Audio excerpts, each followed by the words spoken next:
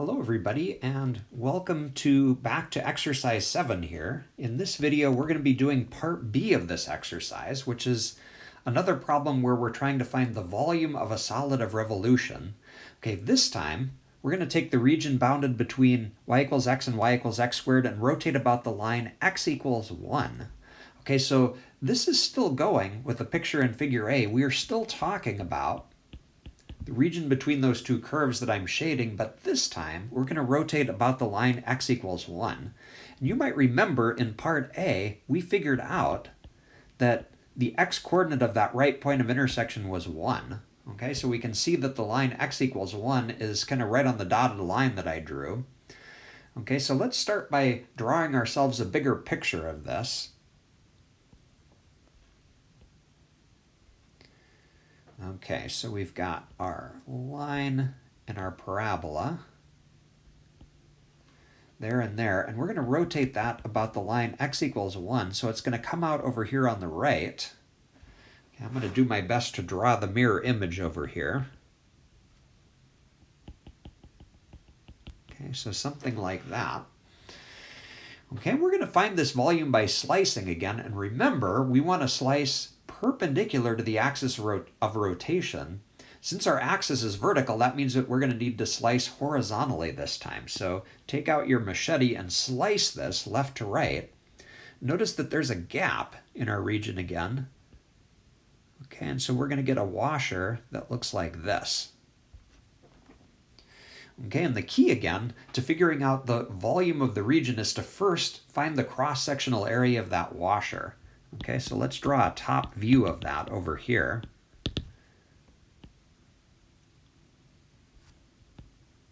Okay, so there's that same slice that we drew. And what we're interested in again in determining is what the lengths of those two radii are, the inner and the outer.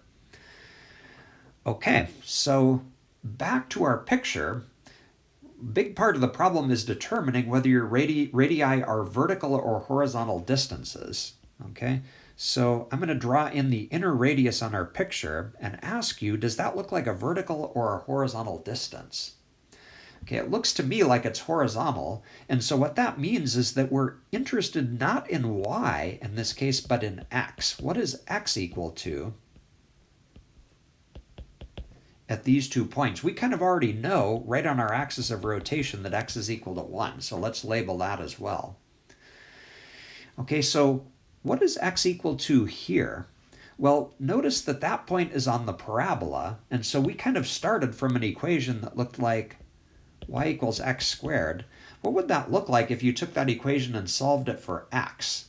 Okay, well, if you take y equals x squared and solve for x, you're going to get x equals the square root of y. I'm just taking the square root of y, square root of both sides. Okay, and then similarly over here, we're on the line y equals x. That was the curve that was given, but that's equivalent to just writing x equals y. Okay, so we have just figured out then what x is equal to at these 2 points that are kind of at the edge of our two radii. That should give us enough information to go back over here and figure out what our inner and outer radii are. Okay, so let's start with the inner radius. Okay, according to our picture, that inner radius is going to be the distance from x equals the square root of y to our axis of rotation. Okay, so we need to subtract those two things. Right minus left is going to give us 1 minus the square root of y.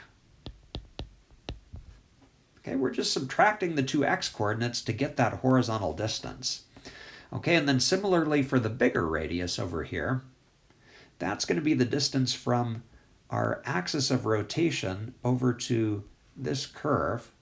Okay, so there we need to subtract 1, take 1 minus y. That would measure the horizontal distance all the way from our axis of rotation to the outer curve. Okay, and so a formula then for the cross-sectional area of our washer would look like pi times the bigger radius squared minus pi times the smaller radius squared. All right, and we're ready to set up our volume integral. So our volume should equal the integral of that cross-sectional area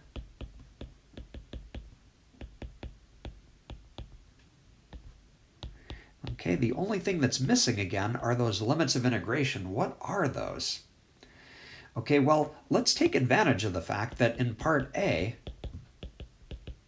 we already know something about the points of intersection. Okay, we figured out in part A that the points of intersection of these two curves were given by x equals 0 and x equals 1. Okay, now the only problem is our integral has y's in it, and so we're not interested in x's, we're interested in y's.